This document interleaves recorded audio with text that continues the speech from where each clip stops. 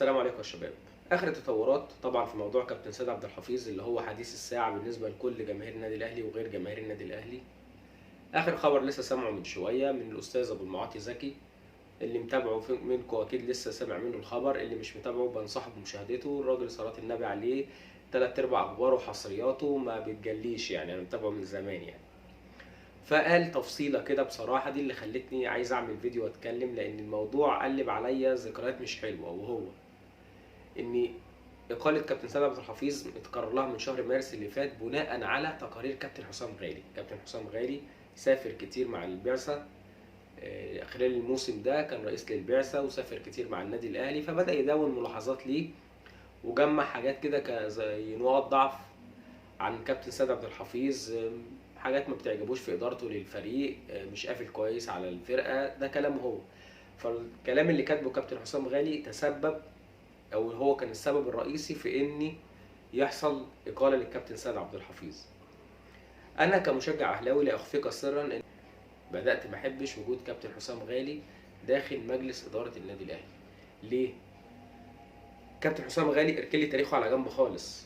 يعني كابتن حسام غالي كتاريخ كلاعب ادى للنادي الاهلي، دافع عن النادي وكل حاجه، وعمره ما عمل اي حاجه تضر بالنادي الاهلي طول ما هو لابس تيشيرت النادي الاهلي حصل.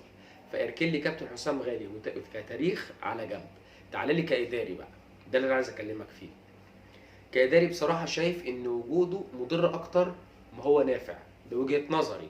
يعني عشان حتى برضه لو حد اكيد شايف عكس وجهة نظري مفيش مشكلة، الاختلاف في وجهة النظر لا يفسد للود قضية زي ما بيقولوا. انا وجهة نظري شايف ان وجود كابتن حسام غالي في مجلس ادارة النادي الاهلي، او لما بيمسك ملف قريب من فريق الكورة او بيتابع فريق الكورة، بحس ان هو مضر اكتر ما هو مفيد.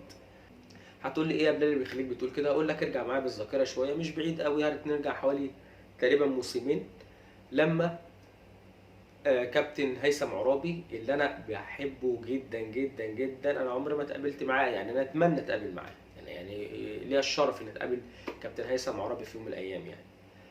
الراجل ده طبعا كاغلب جماهير النادي الاهلي اللي متابعينه وعارفين كابتن هيثم عرابي، عارفين ان الراجل ده كان وجوده مفيد قد ايه للنادي الاهلي. ولحد اللحظه دي انا مش بالع حته ان الراجل ده خارج النادي الاهلي، الراجل ده مفيد جدا وعمل صفقات حلوه جدا للنادي الاهلي. فحته ان هو بعيد عن النادي الاهلي وملوش اي دور دي مش عجباني قسما بجلال الله. انا عمري ما قابلت راجل قبل كده يعني، عشان هي الفتره دي بقى عارفين الناس بتدافع عن الناس ويقول لك ده بيدفعوا في الناس مش عارف ايه. فقسما بالله انا كبحب وواحد جماهير النادي الاهلي بتكلم كده لوجه الله، ولاني فعلا يعني كان عاجبني شغل الراجل ده. فزي ما بقول لك كابتن هيثم عرابي كان اتعين مدير لاداره التعاقدات، جه كابتن حسام غالي كان عايز كابتن محمد فضل هو اللي يبقى موجود، حصل خلافات، حصل مناوشات مش عارف ايه. فالكابتن خطيب علشان ما يبقاش ايه نصر حد على حد، راح مدي التلاته ايه، قال لهم اتكلوا على الله، عشان ما يبقاش لا نصر كابتن حسام غالي على كابتن هيثم عرابي، ولا كابتن هيثم عرابي يبقى انتصر على كابتن حسام غالي. لكن بدايتها كابتن هيثم عرابي هو بصراحه قدم اعتذار عن ان هو بالمهمه دي، وقرر ان هو ينسحب في هدوء تام وفي سكوت، وانه يسيب الساحه خلاص للكابتن حسام غالي والكابتن محمد فضل. قال لك مش النادي الاهلي ولا ابناء النادي الاهلي اللي ايه هيبقوا يعني ايه مصدرين العناوين ان هم في بينهم صراعات. دي من ضمن الحاجات اللي عجباني في كابتن سيد عبد الحفيظ لحد اللحظه دي، ان هي حته بلع القرار وسكت. مش زي انديه تانية ممكن بقى تلاقي بقى بدا ده يطلع لده وده يطلع لده. عاجبني ان هو خد القرار ومنتهى السمع والطاعه وخلاص على كده. نكمل مع بعض. كابتن هيثم عرابي زي ما بقول لك انسحب من الصوره تماما وسابها، وكابتن حسام غالي بعدين رجع في قائمه كابتن محمود الخطيب وبقى عضو مجلس اداره. على عيني وعلى راسي مفيش مشكله، لكن اللي انا ملاحظه كل ما بيقرب من فريق الكوره بيحصل مشاكل، كل ما بيقرب من فريق الكوره بيحصل مشاكل. فحته كابتن سيد عبد الحفيظ مع احترامي التام لكابتن خالد بيبو، كابتن خالد بيبو على فكره الكلام برضو اللي اتقال ان مش هيبقى بكامل صلاحيات كابتن سيد عبد الحفيظ. في حاجه رقم واحد هي انه مش هيحضر الاجتماعات الفنيه لمدير فني مع اللعيبه. دي برضو بتحس يعني مخلياني برضو دي حس ان حته ليها علاقه بكولر، ان هو برضو مش عايز كابتن سيد يكمل. خدت بالك؟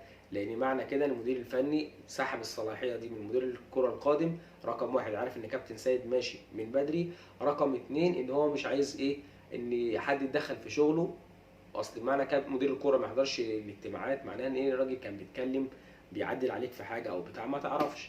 فمعنى كده ان مستر كولر عارف ان كابتن سيد مش مكمل من بدري، بدليل انه صاحب الصلاحيه دي من اختصاصات مدير الكوره.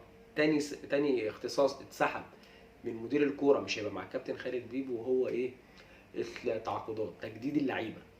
يعني تجديد التعاقد مع اللعيبه مش هيبقى اختصاص كابتن خالد بيبو خالص، هيبقى مع مستر كولر ومنه للاداره امير توفيق بعد كده. انما مدير الكوره ملوش انه يتكلم مع لاعب او ان هو يفتح في موضوع تجديد من عدمه او الكلام ده. فزي ما بقول لك الكابتن حسام غالي تسبب في رحيل الكابتن قبل كده هيثم عرابي، وخسرنا راجل مخلص ومجتهد وبيحب النادي الاهلي وبيعمل صفقات حلوه للنادي الاهلي.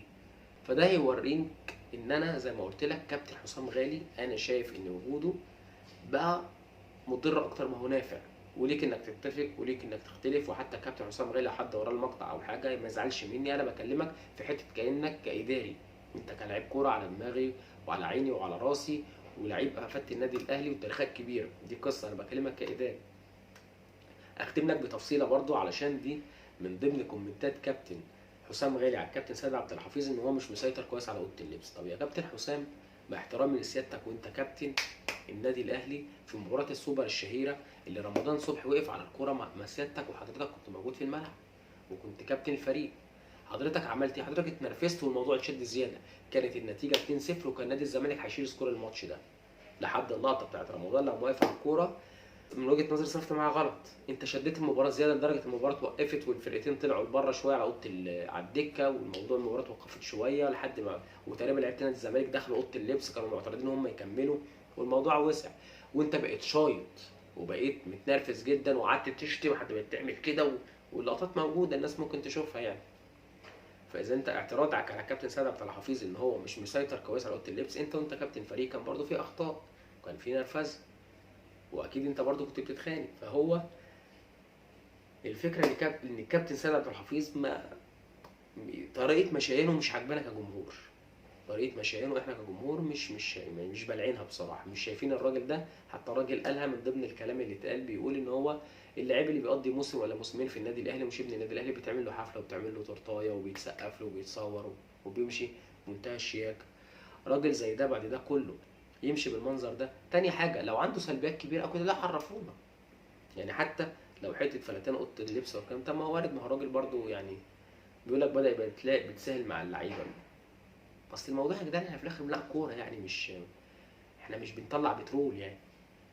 فحته فهي الموضوع بقى واضح، يعني موضوع واضح ان كابتن حسام غالي مش من البدايه مش حابب وجود كابتن سيد عبد الحفيظ، والدليل برضه كابتن وليد سليمان مع حبي واحترامي ليه وراجل كفء وكل حاجه، بس هو مقرب من كابتن حسام غالي وحتى جه رئيس لقطاع الناشئين، مع انها حاسس ان هي كابتن وليد مفيش خلاف على حبه للنادي الاهلي وانه هيفيد قطاع الناشئين، لكن مدير قطاع الناشئين مره واحده حاسس ان هي ايه يعني جايه بدري. يعني مثلا ما شفناش كابتن وليد صلاح الدين رئيس قطاع الناشئين، ما شفناش كابتن هادي خشبه، كابتن سمير كمونه، في لعيبه كبيره قوي يعني لعيبه وعندهم خبرات ما شفناهمش في المنصب ده. في حته لعيب معتزل مع احترامي، ولما اقول لك الكابتن وليد سليمان لعيب لسه معتزل قريب ما بقالوش سنتين على طول قطاع ناشئين، رغم انها ممكن تبقى ميزه لعيب ما بعدش عن الملعب قوي يجي يدي خبرته للاطفال والنشء دول من بدري، يبقى لسه رجله برجلهم وايده معاهم كده وبتاع ويعلموا دي ويعلموا دي والكلام ده، فوارد تبقى ميزه. لكن هي فكره ان هو يعني جاي من قريب، في ناس ممكن كتير كانت تستحق حته منصب رئيس قطاع الناشئين. مع نفس القصه برضو كابتن خالد بيبو من وجهه نظري حته مدير كوره، اذا كان اعتراضك على كابتن سيد عبد الحفيظ ان هو اوضه اللبس هربت منه وان شخصيته ضعفت والكلام ده، طب ما هو كابتن خالد بيبو ده ابو الجدعانه، يعني كابتن خالد بيبو تحس ان هو ايه لا لذيذ، يعني مش اللي هو برضو مش بتاع الاكشن. كابتن سيد عبد الحفيظ بتعمل له 100 حساب، ويمكن ده لما احمد عبد القادر حس ان كابتن سيد حفيظ بقى بره الصوره خد راحته خالص على الانستجرام وبقى يعمل اللي هو عايزه وبقى يناطح الجماهير والكلام ده، طبقت عليه عقوبه بعد كده. لكن لو الكابتن سيد عبد الحفيظ في منصبه اعتقد ان احمد عبد القادر كان هيفكر مليار مره قبل ما يعمل الحركه دي. عموما عشان طولنا قوي، بدات الاحظ ان وجود كابتن حسام غالي بدا يبقى بيفتعل مشاكل، وبدا ان هو بيبقى قرارات في الاخر مش اعتقد انها مش في صالح الفريق يعني. عموما ان شاء الله ربنا يكتب الخير للكابتن سيد عبد الحفيظ في الخطوات اللي جايه. وزي ما انا عملت كتبت على الفيس، هنعتبرها استراحه محارب، وان شاء الله هيعود للنادي الاهلي تاني اذا كان في منصب اكبر، وهو يستحق كده. وان شاء الله باذن الله ده بيته، واحنا بنحبه ومقدرين اللي هو قدمه، وان هو ما قصرش في لحظه في شغله في النادي الاهلي. وبالتوفيق ان شاء الله النادي الاهلي الفتره الجايه. وهنشوف لسه بقى ايه حوار المهاجم اللي مش عارف، احنا لو بنجيب كريستيانو كان زمانه جه يعني. نبتدي بقى خلاص نقفل على الصفحه دي، خلاص قرار اتاخد ومش هيبقى فيه رجعه فيه، ما اعتقدش خلاص فيه رجعه فيه. نركز على اللي جاي ان شاء الله، والتوفيق لينا باذن الله في القادم وللنادي الاهلي. اشوفكم على خير. سلام عليكم.